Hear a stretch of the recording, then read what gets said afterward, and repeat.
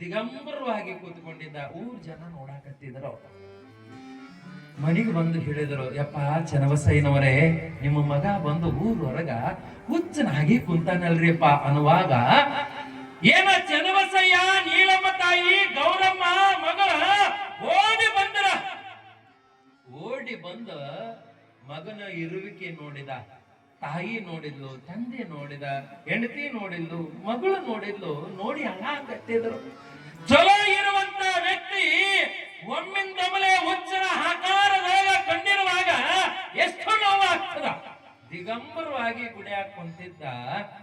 ತಂದೆ ಹೋಗಿ ಒಂದು ವಸ್ತ್ರ ತಂದು ಸುತ್ತಿ, ಜಡೆಯ ಹಿಂಗೆ ಯಾಕೆ ಮಾಡಾಕತ್ತೀವೋ, ಮನೆಗೆ ಮರ್ಯಾದೆ ಏನಾಗ್ತದ, ಮನೆಗೆ ಬಾರೋ, ಇಲ್ಲಿ ಯಾಕೆ ಕುಂತಿ ಅನ್ನುವಾಗ ಜಡಿತಾತ ಹಿಂಗಂತನ, ಯಾರಿಗೆ ಯಾರುಂಟು ಎರವಿನ ಸಂಸಾರ, ನೀರ ಮೇಲಿನ ಗುಳ್ಳಿ ನಿಜವಲ್ಲ ಹರಿ ಅಂತ. ಎಷ್ಟು ಚಂದ ಹೇಳ್ತಾನ ನೋಡಿ. ಯಾರಿಗೆ ಯಾರುಂಟು ಎರವಿನ ಸಂಸಾರ, ನೀರ ಮೇಲಿನ ಗುಳ್ಳಿ ನಿಜವಲ್ಲ ಹರಿ. ಇವತ್ತಿಗೆ ಋಣ ಅನುಬಂಧ ಮುಗಿದು ಹೋಯಿತು. ತಂದೆ ಯಾರು, ತಾಯಿ ಯಾರು, ಹೆಂಡತಿ ಯಾರು, ಮಕ್ಕಳು ಯಾರು, ಬಂಧು ಯಾರು, ಬಳಗ ಯಾರು, ಯಾರಿಗೆ ಯಾರಿಲ್ಲ. ಬರುವಾಗ ಬಂದ ಹಾಗೆ, ಹೋಗುವಾಗೆ ಹಾಗೆ ಹೋಗಬೇಕು ಒಂಟಿಯಾಗೆ. ಇದು ಸುಖ ನೀಡುವಂತಹದ್ದು ಅಲ್ಲ, ಇದು ಬಂಧನ ನೀಡುವಂತಹದ್ದು. ಈ ಬಂಧನದೊಳಗ ನಾನು ಅಲ್ಲೇ, ನನಗ ಶಿವ ಹಿಂಗ್ ಹೇಳಕತ್ತೇನ, ಇದ್ರೊಳಗ ನೀನು ಸಿಲುಕಬೇಡ, ಇದ್ರೊಳಗ ನೀನು ಇಳಿಯಬೇಡ, ತೆಗ್ಗಿನೊಳಗ ಇಳಿದು ಮ್ಯಾಲೆ ಬರ್ಲಿಕ್ಕೆ ಆಗೋದಿಲ್ಲ ಅಂತ ಹಿಂಗೆ ಹೇಳಕತ್ತೇನ. ನನ್ನ ಪಾಡಿಗೆ ನನ್ನ ಬಿಟ್ಟು ಬಿಡ್ರಿ ಅಂತ ತಿಳ್ಕೊಂಡ ಜಡಿತಾತನವಾಗ ತಾಳಿ ಕಟ್ಟಿಸಿಕೊಂಡಿರ್ತಕ್ಕಂಥ ಹೆಂಡತಿಗೆ ಸಿಡಿಲು ಹೊಡೆದಂತಾಗಿತ್ತು. ಗಂಡ ಹಿಂಗ ಅನ್ನುವಾಗ ಎಷ್ಟು ನೋವು ಆಗ್ತದೆ.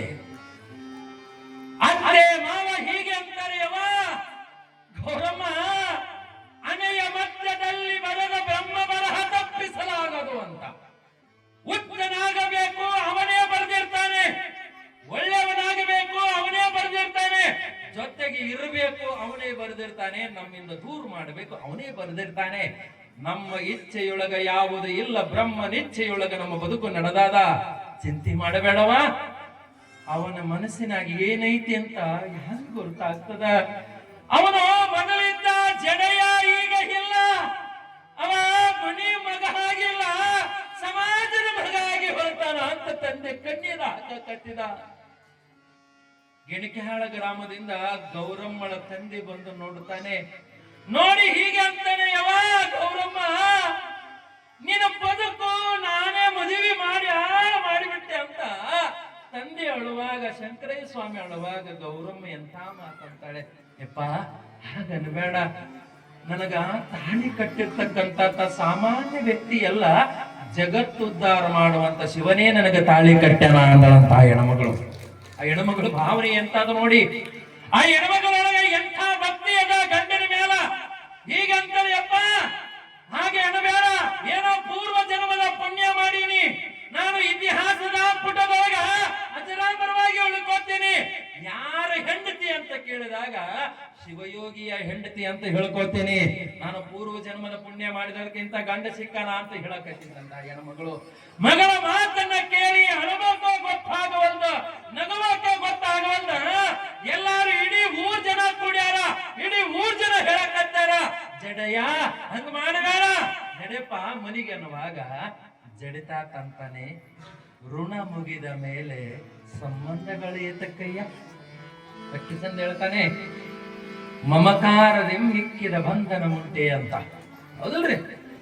ಎಲ್ಲ ಮುಗಿದ ಮೇಲ, ಎಲ್ಲ ಆದ ಮೇಲ, ಎಲ್ಲವೂ ನನ್ನವು ಅಲ್ಲ ಅಂತ ತಿಳ್ಕೊಂಡ ಮೇಲ ಮತ್ತು ನನ್ನವು ಅಂತ ಹೋದ ಮೇಲ ಅದು ದುಃಖ ನೀಡುತ್ತದೆ. ಸಂಸಾರಕ್ಕ ನಾ ಅಂಟುಕೋಬಾರ್ದು, ಸಂಸಾರ ನನ್ನ ಅಂಟುಕೋಬಾರ್ದು, ಬದುಕು ಬಂಗಾರವಾಗಿ ಹೋಗ್ತದ. ಎಷ್ಟು ಚಂದ ಹೇಳ್ತಾ ನೋಡಿ ಪುಣ್ಯಾತ್ಮ. ಆಯ್ತ್ರಿಪ್ಪ, ಮುಂದ ವಯಸ್ಸಾದ ಎಷ್ಟು ಚಂದ ಹೇಳ್ತಾ ನೋಡಿ. ಇಡೀ ಊರ್ ಜನಗಳಿಗೆ ನೋಡ್ರಿಪ್ಪ, ವಯಸ್ಸಾದ ತಂದೆ ತಾಯಿಗೆ ಜೋಪಾನ ಮಾಡ್ರಿಪ್ಪ, ಗಂಡ ಹೆಂಡತಿ ಚೆನ್ನಾಗಿರಪ್ಪ, ಒಳ್ಳೆ ಮಕ್ಕಳಿಗೆ ಒಳ್ಳೆ ರೀತಿ